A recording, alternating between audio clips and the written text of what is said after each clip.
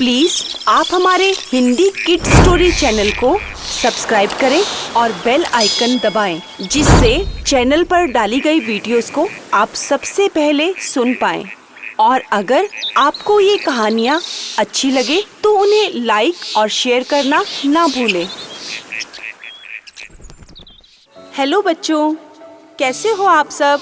आज हम आपके लिए एक और नई कहानी लेके आए हैं, जिसका शीर्षक है बेवकूफ हाथी। गांव के नजदीक एक बहुत ही सुंदर बड़ा जंगल था। उस जंगल का नाम सुंदर वन था। उस जंगल में बहुत सारे जंगली जानवर रहते थे, लेकिन उस जंगल की एक खासियत थी। उस जंगल का राजा शेर महाराज बहुत ही अच्छा राजा था। सबका बहुत दिल से ख्याल रखता था। किसी को भी कोई तकलीफ नहीं थी उस जंगल में। उस जंगल के जानवर बड़े ही प्यार से मिलजुल कर रहते थे। लेकिन उसी जंगल में एक हाथी रहता था, जिसका नाम अप्पू हाथी था। अप्पू हाथी अपने आप को बहुत अधिक समझदार और ताकतवर समझता था। उसे लगता था इस जंगल में सबसे ज्यादा बलवान और बड़ा मैं हूँ, क्योंकि मुझसे ज्यादा इस जंगल में कोई भी बलवान नजर नहीं आता मुझे। इस बात का उस अप्पू हाथी को बहुत अहंकार था। अब एक बार अप्पू हाथी जंगल में इधर उधर टहल रहा था। तभी उसने क्या देखा? जंगल के सभी जानवर आपस में मिलजुल कर अपने महाराज की चर्चा कर रहे थे और आपस में एक दूसरे को कह रहे थे, हमारे जंगल के शेर महाराज बहुत अच्छे हैं, तभी हमारा जंगल दूर दूर तक मशहूर है। हमारे जानवर सभी मिलजुल कर रहते हैं, क्योंकि हमारे जंगल के शेर महाराज कभी भी किसी को कोई तकलीफ होने ही नहीं देते। जब अप्पू हाथी ने शेर महाराज की चर्चा सुनी, तो वैसे तो वह शेर महाराज से बहुत अधिक चिढ़ता था। उसे लगता था शेर महाराज की जगह मुझे इस जंगल का राजा होना चाहिए, क्योंकि मैं सबसे बड़ा और बलवान हूँ। अब जैसे ही अप्पू हाथी ने शेर की चर्चा सुनी, तो अप्पू हाथी बीच में आकर बोलने लगा, तुम्हें क्या लगता है तुम्हारे शेर महाराज ही यहाँ पर अच्छे हैं? किसी और को राजा बनने का मौका देंगे तभी मालूम चलेगा कि कौन अच्छा है और कौन बुरा। अब सभी ने जाकर यह बात शेर महाराज को बताई और कहा, महाराज आपको मालूम है अप्पू हाथी इस जंगल का राजा बनना चाहता है और वह यह कहता है कि वह आपसे भी अधिक बलवान है और वह इस जंगल को अच्छे से चला सकता है। तो शेर महाराज ने सभी जानवरों को कहा, मुझे कोई आपत्ति नहीं। अगर अप्पू हाथी इस जंगल का राजा बनना चाहेगा तो मुझे इस बात में कोई भी आपत्ति नहीं है, लेकिन हमें यह तय करना पड़ेगा कि अप्पू हाथी राजा बनने के लायक है या नहीं। अब राजा ने कहा, देखो हम एक काम करते हैं, हम एक दिन का अप्पू को राजा बना देते हैं। अगर अप्पू ने सही से काम किया तो हम राजा अप्पू को ही घोषित कर देंगे। अब सबने कहा, महाराज बात तो सही है, ठीक है हम एक दिन का राजा अप्पू को बना देते हैं। इससे हमें यह भी पता चल जाएगा कि अप्पू समझदार है या नहीं। अब अप्पू को तो बहुत खुशी हुई कि एक दिन का राजा घोषित कर दिया और मैं तो राजा बन गया हूँ। अब अप्पू चौड़ा होकर जंगल में घूमने लगा कि मैं आज राजा हूँ और सारी प्रजा मेरी बात मानेगी। अब सारे जंगल के जानवर मुझसे अनुमति मांगकर ही कार्य करेंगे।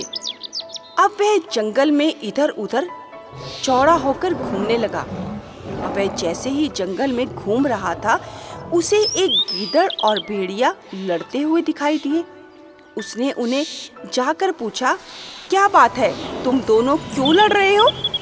तो गीदड़ बोला, अप्पू महाराज देखो, यह मांस का टुकड़ा सबसे पहले मैंने देखा था।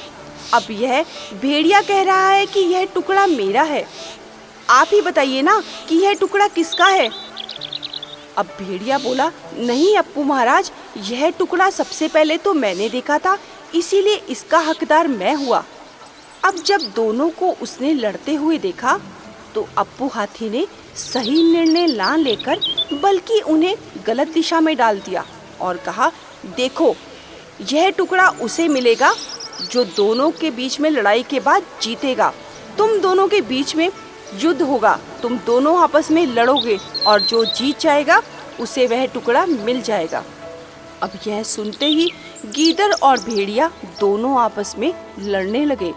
सभी जानवर देख रहे थे कि अप्पू हाथी यह कैसा निर्णय कर रहा है, यह तो सही निर्णय नहीं है, यह तो सभी जानवरों को बीच में लड़ाई करवा देगा, ऐसे तो हमारा जंगल बदनाम हो जाएगा, सभी जानवर आपस में लड़ने झगड़ने लगेंगे।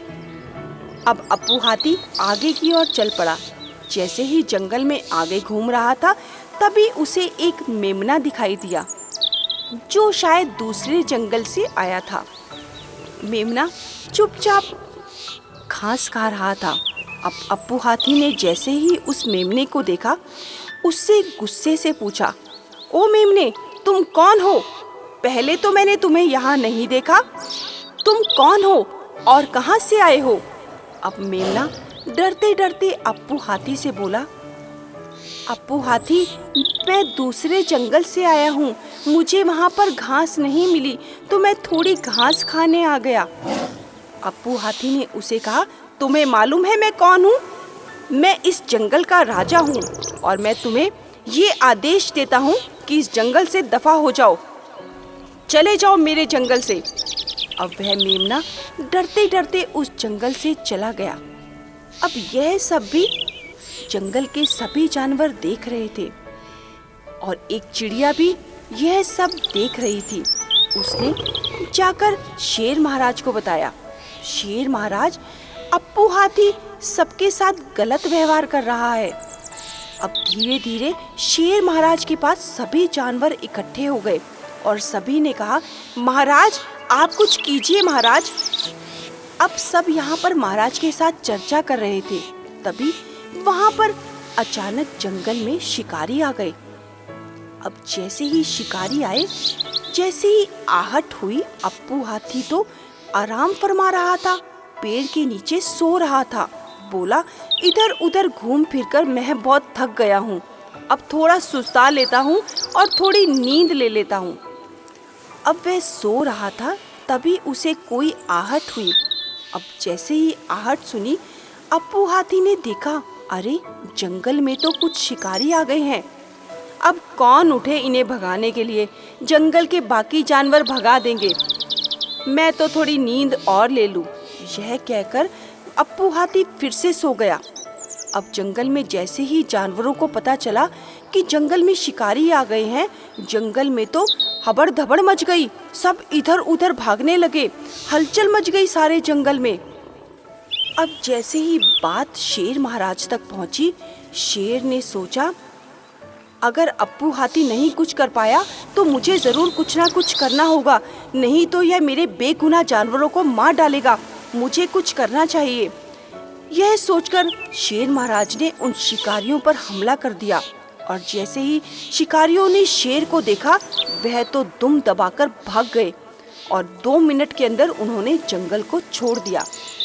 अब सारे जानवर शेर महाराज के पास गुहार लेकर आए और बोले, महाराज, हमारे महाराज तो आप ही अच्छे हो, हमारे राजा तो शेर महाराज ही होने चाहिए, ये अप्पू हाथी तो 1 नंबर का बेवकूफ हाथी है। तो शेर महाराज ने कहा, आखिर क्या बात हुई है, मुझे बताओ। तो सभी जानवरों ने बताया, महाराज, आज हमारे जंगल में युद्ध का माहौल हो गया है, भेड़िया और गीदड़ के बीच में इस अप्पू हाथी ने लड़ाई करवा दी और बेचारा मेमना जो सिर्फ घास खाने आया था, उसे डरा धमकाकर इस अप्पू हाथी ने बाहर निकाल दिया। यह सही निर्णय नहीं ले पा रहा, इससे तो हमारा जंगल बदनाम हो जाएगा और सभी लड़ाई झगड़ा करने लगेंगे।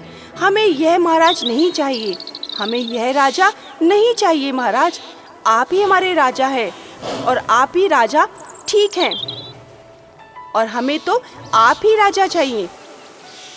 अब अप्पू हाथी को भी अपनी गलती का एहसास हुआ। उसने शेर महाराज को कहा, महाराज, मैं अपनी गलती मानता हूँ। माना कि मुझसे गलती हो गई, मैंने सबके साथ ठीक व्यवहार नहीं किया, लेकिन मैं इस गलती के लिए बहुत अधिक शर्मिंदा हूँ। आपको जो भी सज़ा देनी है मैं उसे दिल से स्वीकार करूँगा। तो शेर महाराज ने कहा, नहीं अप्पू हाथी, अगर तुम अपनी गलती मानते हो तो तुम्हारे लिए कोई भी सज़ा नहीं बनती। इसीलिए हमारा जंगल पहले की तरह ही रहेगा। सभी खुशहाल रहेंगे और जंगल में आज़ादी से घूमेंगे। देखा बच्चों, एक बेवकूफ़ हाथी की वजह से आज उस जंगल में हलचल मच गई।